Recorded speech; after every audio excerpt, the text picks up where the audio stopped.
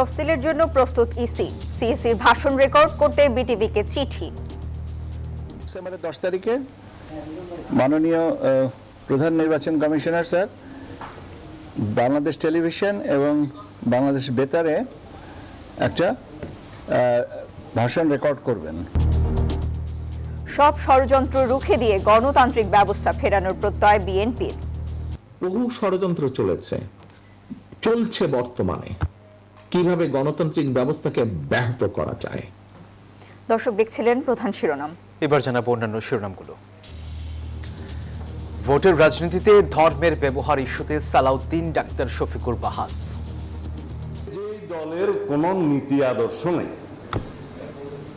কোনো পরিকল্পনা নাই, শুধুমাত্র ধর্মের নামে একটা ট্যাবলেট বিক্রি করে জনগণের সাথে প্রতারণা করার পরিকল্পনা করছে। ইলেকশনের সময় নতুন করে যারা বেশি বেশি নামাজ শুরু করেন হাতে নিয়ে ঘোরা ধর্মকে তারাই বোধহয় সম্ভবত ব্যবহার করে। নির্বাচন ঘিরে 5 কৌশলে মাঠ সাজাচ্ছে জামাত। নিবিড় পর্যবেক্ষণে খালেদা জিয়া। মেডিকেল বোর্ড সিদ্ধান্ত নিলেই নেওয়া হবে লন্ডনে। কাল জার্মানি থেকে আসছে না এয়ার অ্যাম্বুলেন্স। আনিসুল মঞ্জুরের নেতৃত্বে 18টি দল নিয়ে নতুন নির্বাচনী জোট এনডিএফ এর আত্মপ্রকাশ। ভোটে মবের শঙ্কা নেতাদের। রাজধানীর মোহাম্মদপুরে মা ও মেয়েকে কুপিয়ে হত্যা। ঘটনার পর থেকে গৃহকর্মী পলাতক, তদন্ত চলছে জানালো পুলিশ।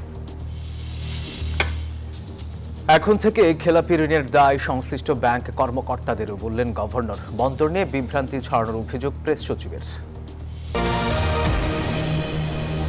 দর্শক স্বাগত নিউজ 24 সংবাদে। আর পুরো সংবাদে আপনাদের সাথে আছি আমরা দুজন, আমি সোহাগ বক্স এবং আমি সানজিদা ইসলাম।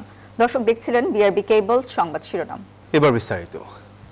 10 ডিসেম্বর বুধবার তফসিল ঘোষণার আভাস দিয়েছে কমিশন। সেদিন তফসিলের ভাষণ রেকর্ডের জন্য বিটিভির কাছে চিঠি পাঠিয়েছে নির্বাচন কমিশন। এই কথা জানান ইসি সচিব। এদিকে স্বরাষ্ট্র উপদেষ্টা বলেন, নির্বাচন নিয়ে জনগণ নয় সাংবাদিকরা সংশয় আছেন। আর সাবেক নির্বাচন কমিশনার সাখাওয়াত হোসেন জানান, জনমনে আস্থার সংকট থাকলেও নির্ধারিত সময়ে নির্বাচন হবে। তফসিলের সব প্রস্তুতি নিতে ছুটতে শুরু করেছে নির্বাচনী ট্রেন। এবারই প্রথম একই দিনে হতে যাচ্ছে গণভোট ও জাতীয় ভোট। বুধবারই নির্বাচন কমিশন ঘোষণা করতে পারে তফসিল, যে তফসিলে থাকবে ত্রয়োদশ জাতীয় সংসদ নির্বাচনের তারিখ। এছাড়াও নির্বাচন আয়োজন করার সকল কর্মসূচির একটি সময় বেঁধে দেওয়া হবে তফসিলে, যেমন প্রার্থী তার মনোনয়নের কাগজ জমা দেওয়ার তারিখ, বাছাই প্রক্রিয়ায় সেটি বাতিল হলে আপিলের তারিখ কবে, নির্বাচনী প্রচারণার সময়সীমা সহ বিস্তারিত থাকে তফসিলে। এবার ভোট গ্রহণের সময় 1 ঘন্টা বাড়ানো হয়েছে। সকাল 7:30 থেকে বিকাল 4:30 পর্যন্ত ভোট নেবে কমিশন। তফসিলে থাকবে এই সময়ের কথাও। আর মাত্র একদিন পর 10 ডিসেম্বর তফসিল নিয়ে রাষ্ট্রপতির সাথে বসতে যাচ্ছে নির্বাচন কমিশন। সেদিনই হবে তফসিলের রেকর্ড। এ বিষয়ে বিটিভি ও বাংলাদেশ বেতারকে চিঠিও পাঠিয়েছে কমিশন। এসব কথা জানান ইসি সচিব আক্তার আহমেদ।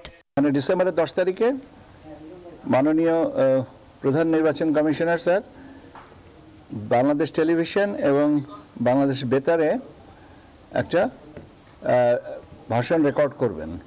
কখন দেখা করতে যাবেন? রাষ্ট্রপতির কাছে এখনো পর্যন্ত আমার কাছে সময়টা জানানো হয়নি। আমি আশা করছি যে কালকে নাগাদ জানান। তিনি আরো জানান, তফসিলের সকল প্রস্তুতি শেষ হলেও নির্বাচনের ম্যানুয়াল এখনো প্রিন্ট করা হয়নি। ম্যানুয়াল প্রিন্টিং এখনো হয়নি, তার কারণ হচ্ছে যে আমরা এখনো 3টা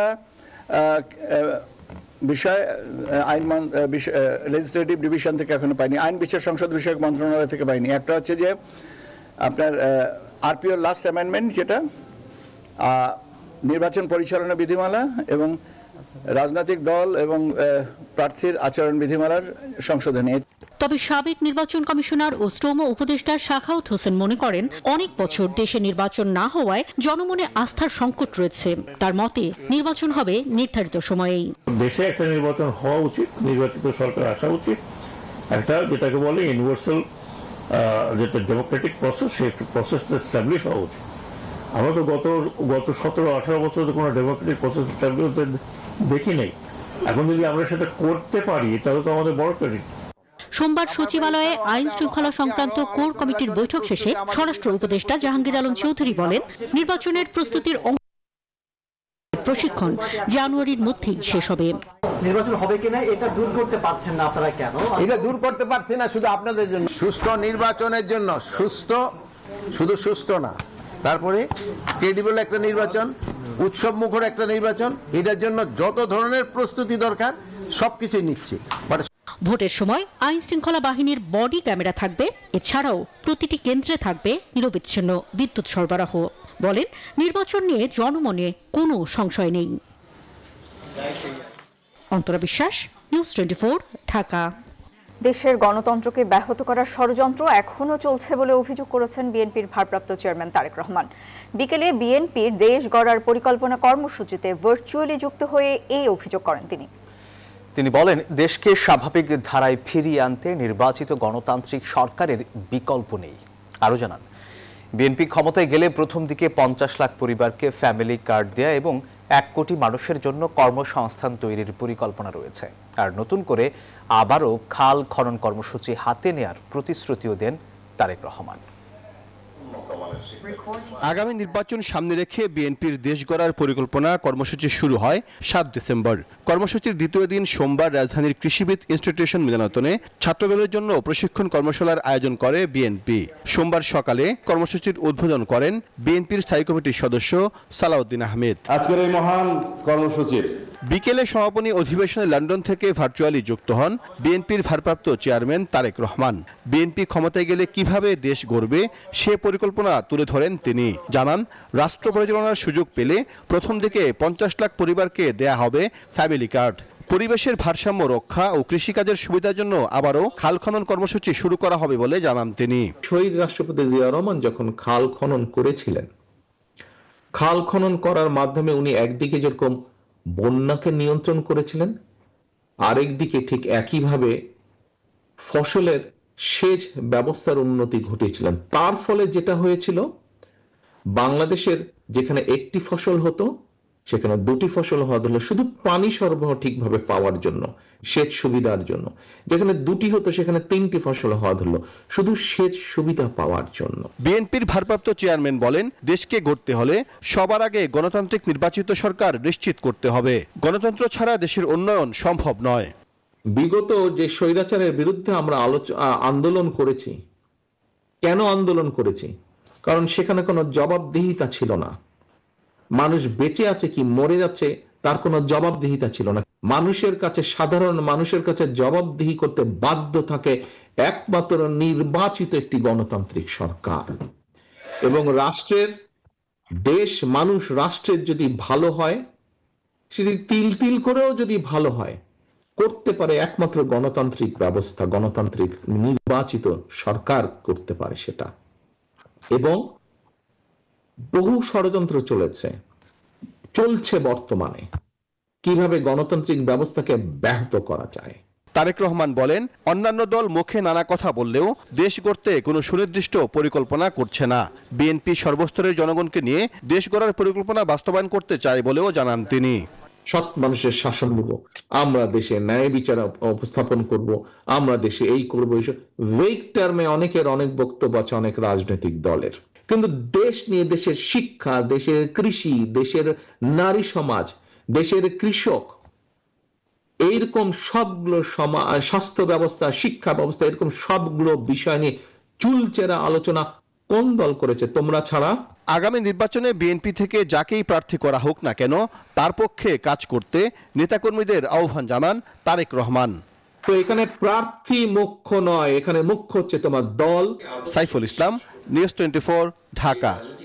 নির্বাচন সামনে রেখে একটি দল ধর্মের ট্যাবলেট বিক্রি করে প্রতারণা করছে, এমন অভিযোগ করেছেন বিএনপির স্থায়ী কমিটির সদস্য সালাউদ্দিন আহমেদ।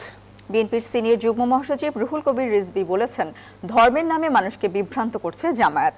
রাজধানীর কৃষিবিদ ইনস্টিটিউশনে এক অনুষ্ঠানে এসব কথা বলেন তারা। আগামী নির্বাচন সামনে রেখে বিএনপির দেশ গড়ার পরিকল্পনা কর্মসূচি শুরু হয় 7 ডিসেম্বর। কর্মসূচির দ্বিতীয় দিন সোমবার সকালে রাজধানীর কৃষিবিদ ইনস্টিটিউশন মিলনায়তনে ছাত্রদলের জন্য প্রশিক্ষণ কর্মশালার আয়োজন করে বিএনপি। বক্তব্য শেষ করে দিচ্ছি। অনুষ্ঠানে বিএনপির সিনিয়র যুগ্ম মহাসচিব রুহুল কবির রিজভী বলেন, আগামী নির্বাচন কেন্দ্র করে অপপ্রচারের বিরুদ্ধে নেতাকর্মীদের সোচ্চার থাকতে হবে। প্রতিপক্ষের মিথ্যাচারের জবাব দিতে হবে সঠিক তথ্য দিয়ে। এটা জানলে পরে জামাতে ইসলাম আজকে ধর্মের নামে যে ব্যবসাটা করছে, মানুষকে বিভ্রান্ত করছে, তার একটা উপযুক্ত জবাব আপনারা ওই জান্নাতের টিকিটটাকেই আপনারা ঠিক মতো তার প্রতি উত্তর দিতে পারবেন। বিএনপির স্থায়ী কমিটির সদস্য সালাউদ্দিন আহমেদ বলেন, আগামী নির্বাচন সামনে রেখে জনগণকে বিভ্রান্ত করতে ধর্মকে ব্যবহার করছে একটি দল। যারা বিনা কষ্টে জান্নাতে যেতে চাচ্ছেন সেটার বাস স্টেশন কোথায় একটু আগে জেনে নেবেন। যেই দলের কোনো নীতি আদর্শ নেই, কোনো পরিকল্পনা নাই, শুধুমাত্র ধর্মের নামে একটা ট্যাবলেট বিক্রি করে জনগণের সাথে প্রতারণা করার পরিকল্পনা করছে, তাদেরকে জনগণ ইতিমধ্যে চিনেছে, তাদের মুখোশ উন্মোচিত হয়েছে। সাইফুল ইসলাম, নিউজ 24, ঢাকা। জামায়াত কখনো ধর্মকে ব্যবহার করে না। যারা নির্বাচনকালে তসবিহ নিয়ে ঘুরে তারাই ধর্মের ব্যবসা করে বলে মন্তব্য করেছেন জামায়াতে ইসলামের আমির ডক্টর শফিকুর রহমান। বলেন, নির্বাচন পেছানোর কোনো সুযোগ নেই, ব্যত্যয় হলে ভুগবে দেশ। আসন্ন নির্বাচনে জামায়াত নির্বাচিত হলে জাতীয় সরকার গঠন করবে। নির্বাচনে 200 আসনে বিজয়ী হলে একই সিদ্ধান্ত থাকবে। সোমবার ইউরোপীয় ইউনিয়নের ঢাকাস্থ দূতাবাসে 8 দেশের দূতাবাসের সাথে সৌজন্য সাক্ষাৎ শেষে সাংবাদিকদের তিনি এসব কথা বলেন। সাক্ষাতে দেশের অর্থনৈতিক উন্নতি, অগ্রগতি ও সমৃদ্ধি ভবিষ্যতে আরও জোরদার হবার আশাবাদ ব্যক্ত করা হয়। আমরা ধর্মকে ব্যবহার করি না। ধর্ম ব্যবহার করলে কে করে সেটা আপনারা ভালো বুঝেন। ইলেকশনের সময় নতুন করে যারা বেশি বেশি নামাজ শুরু করেন, তসবিহ হাতে নিয়ে ঘুরা, ধর্মকে তারাই বোধহয় সম্ভবত ব্যবহার করে। আমরা কিন্তু সারা বছর তসবিহ হাতে নিয়ে ঘুরাই না, তসবিহ বুকে নিয়ে ঘুরাই আমরা। এবং আমরা আমাদের কাজগুলো আমাদের বিলিফের আওতায় করতে চাই। আগামী নির্বাচনে প্রতিপক্ষকে রুখতে 5 কৌশলে মাঠ সাজাচ্ছে জামায়াতে ইসলাম। নারী ভোটার টানতে উঠান বৈঠক, বাড়ি বাড়ি তালিম আর সম্প্রীতি সমাবেশ নজর কেড়েছে ভোটারদের। দলটির নেতারা বলছেন, ডাকসু জাকসুর মতো জয় পরাজয়ের সমীকরণ পাল্টে দিতে পারেন জামাতের নারী উইং। তাদের মতে সম্ভাব্য প্রতিপক্ষের তথ্য বিশ্লেষণ করে প্রার্থী তালিকায়ও থাকছে চমক। বিস্তারিত তাওহিদুল ইসলামের প্রতিবেদনে। 54 বছরে নানা চড়াই উতরাই পেরোনো জামায়াত ইসলামী এখন বাংলাদেশের রাজনীতিতে দ্বিতীয় বৃহত্তম শক্তি। 16 বছরে আওয়ামী শাসন শোষণে মজলুম দলটি এখন নির্বাচনী রেসে বাজির ঘোড়া। নেতাদের কণ্ঠেও তাই প্রশান্তির ছাপ। গণভোট ও সংস্কার সহ 5 দফা দাবিতে রাজপথে থাকা দলটি এর মধ্যে গড়েছে 8 দলের জোট। পাশাপাশি দলীয় প্রার্থী চূড়ান্ত করে দেশব্যাপী চালাচ্ছে গণসংযোগ। নির্বাচনী এলাকায় শুধু সভা সমাবেশ নয়, কিছু আসনে ভোট কেন্দ্রের জন্য দলের পোলিং এজেন্টদের প্রশিক্ষণ শেষ করেছে জামায়াত। জুলাই আগস্টের রক্তই হবে বাংলার দেওয়ার শেষ রক্ত। শুধু প্রতিপক্ষকে ঘায়েল নয়, এবার নির্বাচনে জয় নিশ্চিতে নানা কৌশলে এগোচ্ছে জামায়াত। এর মধ্যে নিয়মিত উঠান বৈঠক, বাড়ি বাড়ি গিয়ে তালিম কার্যক্রমে তাদের মূল শক্তি নারী কর্মী সমর্থকরা।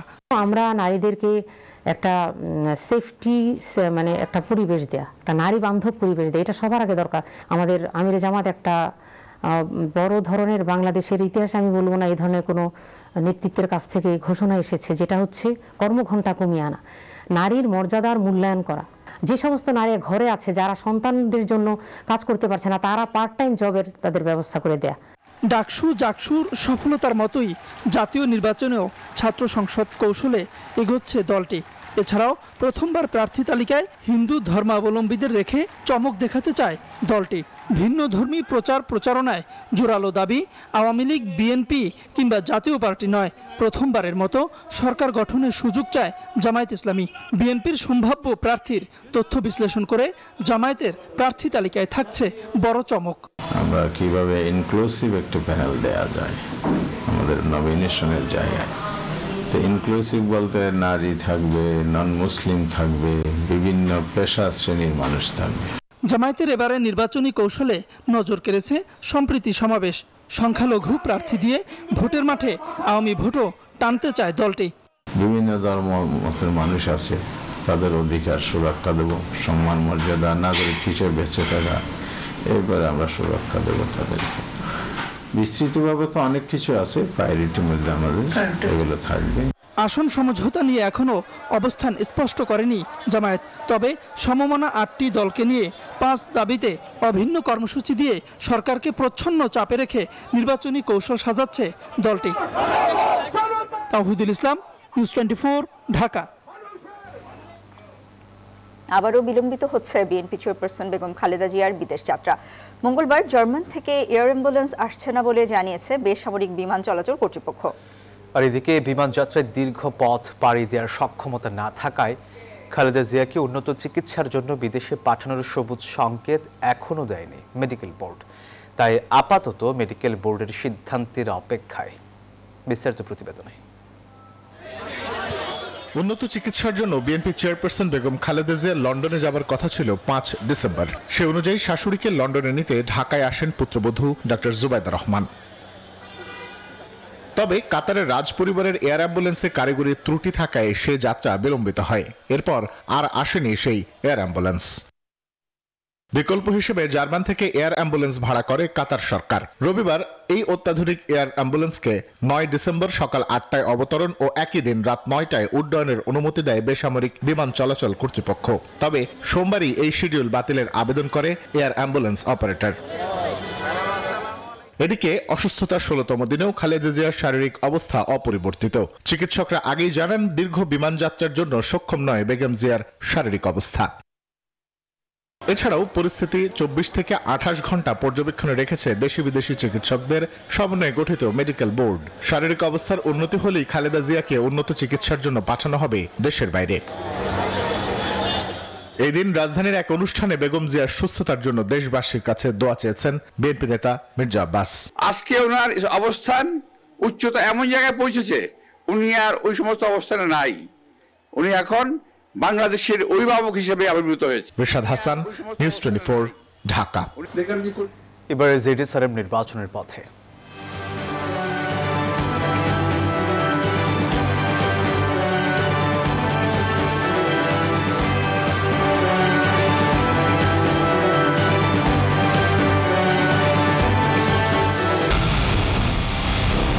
পুরো দেশের মুখে হাসি ফোটাতে নিজেকে হতে হয় স্ট্রং, আর মনোবল হতে হয় স্পার্ক-জিরো। জেডিএসআরএম 25 বছরের পথ চলায় নিরাপদে রাখার প্রত্যয়ে। তফসিলের আগেই জাতীয় পার্টির আনিসুল গ্রুপের নেতৃত্বে এনডিএফ নামে আত্মপ্রকাশ করল নতুন একটি জোট। 6টি নিবন্ধিত ও 12টি অনিবন্ধিত দল নিয়ে গঠিত এই রাজনৈতিক জোট আগামী নির্বাচনে লড়তে চায়। সোমবার রাজধানীর গুলশানে সংবাদ সম্মেলনে জোটের নেতারা শঙ্কা প্রকাশ করে বলেন আগামী নির্বাচন হতে যাচ্ছে মব কালচারের। জুলাই অভ্যুত্থানে ব্যাপক হত্যা দমন-পীড়নের অভিযোগে আওয়ামী লীগের কার্যক্রম স্থগিত করা হলেও এখনও সরব দলটির সঙ্গী জাতীয় পার্টি। 5 আগস্টের পর আওয়ামী লীগ নেতারা পালিয়ে গেলেও রাজনীতিতে টিকে থাকতে নানা কৌশলে এখন জাপা। যদিও জুলাই আন্দোলনের সপক্ষের দল ও শক্তিগুলোর ক্ষোভের আগুনে পুড়েছে জাপার কেন্দ্রীয় কার্যালয়। এখানে সব নেতৃবৃন্দ আসছেন। ভোটের রাজনীতিতে বারবার রং বদল করা জাপার জিএম কাদের বিরোধীরা এবার নতুন রূপে। সোমবার রাজধানীর গুলশানে ঘটা করে জাতীয় গণতান্ত্রিক ফ্রন্ট এনডিএফ নামে ঘোষণা দিল নতুন জোটের। নতুন এই জোটের নেতৃত্বে জাপার সাবেক 2 নেতা ব্যারিস্টার আনিসুল ইসলাম মাহমুদ ও আনোয়ার হোসেন মঞ্জু। নেতাদের শঙ্কা আগামী নির্বাচন হতে যাচ্ছে মব কালচারের। সব সরকার এসেছে, সব সরকার কথা বলতে বলেছে, কিন্তু কথা বলতে বললে পরে বিপদে পড়েছে। এই বর্তমানে যারা ক্ষমতায় আছেন তারা বলেন মন খুলে কথা বলেন। আমি মন খুলে কথা বলি নাই, একটু কথা বলছিলাম, অন্তর্বর্তী সরকারের ভূমিকা স্পষ্ট, দৃঢ় বা নিরপেক্ষ বলে প্রতীয়মান হচ্ছে না, বরং সরকারই অনেক ক্ষেত্রে সমস্যা উগরে দিচ্ছে। শুধুমাত্র নির্বাচনকালীন সরকারের রূপান্তরিত হওয়ার ক্ষেত্রে তাদের কোনো আগ্রহ নেই। অন্তর্বর্তী সরকারের ভ্রুক্ষেপ শুধু নিজস্ব এজেন্ডা বাস্তবায়নে, চাঁদাবাজি, দখলদারি, মৌলবাদী হুঙ্কার, মব বা তার দঙ্গলবাজের ভয়াবহতা নিয়ে যেন কারো কোনো ভাবনা নেই। তাই মানুষ আতঙ্কে। নতুন এই জোটে আরও রয়েছে গোলাম সারোয়ার মিলনের জনতা পার্টি, তৃণমূল, বিএনপি এবং বাংলাদেশ জাতীয়তাবাদী আন্দোলন বিএনএম সহ 18টি দল।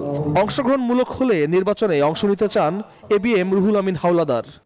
লেভেল প্লেইং ফিল্ড থাকতে হবে, পরিবেশ থাকতে হবে।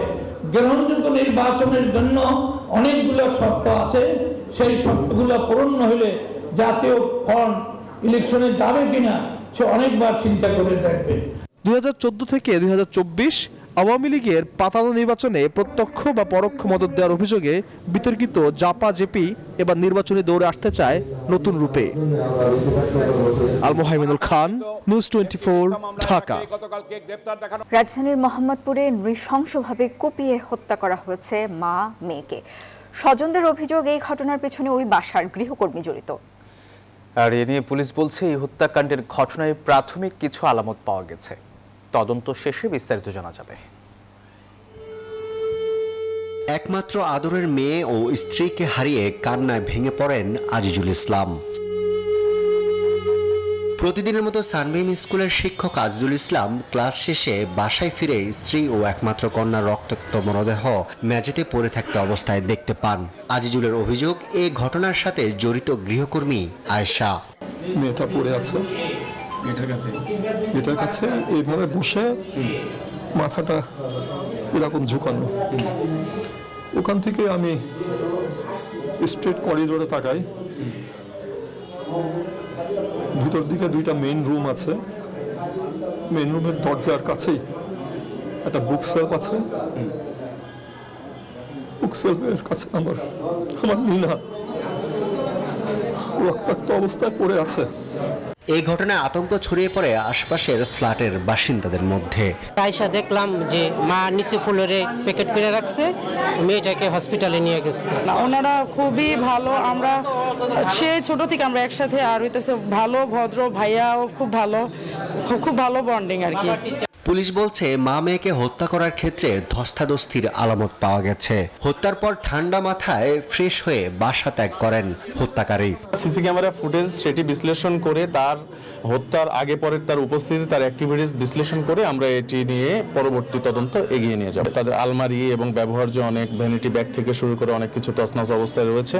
এর আগে সিসিটিভির ফুটেজে দেখা যায় সকাল 7টায় বোরকা পরিহিত অবস্থায় বাসায় প্রবেশ করেন কাজের মেয়ে আয়েশা এবং 9:35 স্কুলের পোশাক পরে বের হন তিনি। 4 দিন আগে এ বাসায় কাজ নেন আয়েশা।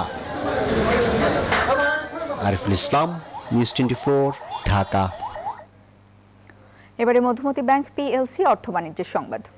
এখন থেকে খেলাপি ঋণের দায় নিতে হবে সংশ্লিষ্ট ব্যাংক কর্মকর্তাদেরও। খেলাপি কমাতে এমন উদ্যোগ নেওয়া হয়েছে বলে জানিয়েছেন বাংলাদেশ ব্যাংকের গভর্নর আহসান এইচ মনসুর। তার আশা ডিসেম্বরের মধ্যে খেলাপি ঋণ অনেকটা কমে আসবে। সোমবার পরিকল্পনা কমিশনের এনইসি সম্মেলন কক্ষে আয়োজিত এক আলোচনায় প্রেস সচিব শফিকুল ইসলাম অভিযোগ করেন, চট্টগ্রাম বন্দর নিয়ে নানা পক্ষ বিভ্রান্তি ছড়াচ্ছে।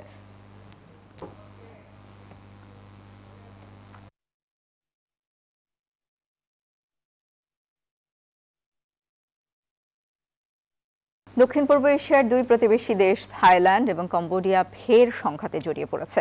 সকালে কম্বোডিয়ার ছোড়া রকেট ও গোলার আঘাতে 2 থাই সেনা নিহত হয়েছে, আহত হয়েছে আরও 4 জন। ব্যাংকক পোস্টের প্রতিবেদনে বলা হয়, ভোর থেকে কম্বোডিয়ার সেনাবাহিনী থাইল্যান্ডের বিভিন্ন সামরিক ও বেসামরিক স্থাপনা লক্ষ্য করে হামলা শুরু করে। জবাবে থাইল্যান্ডও যুদ্ধ বিমান দিয়ে পাল্টা হামলা চালায়। যুদ্ধের আশঙ্কায় সীমান্ত এলাকা থেকে প্রায় 4 লাখ মানুষকে নিরাপদ আশ্রয়ে সরিয়ে নিয়েছে থাই কর্তৃপক্ষ। দুই দেশের সীমান্তে উত্তেজনা বিরাজ করছে।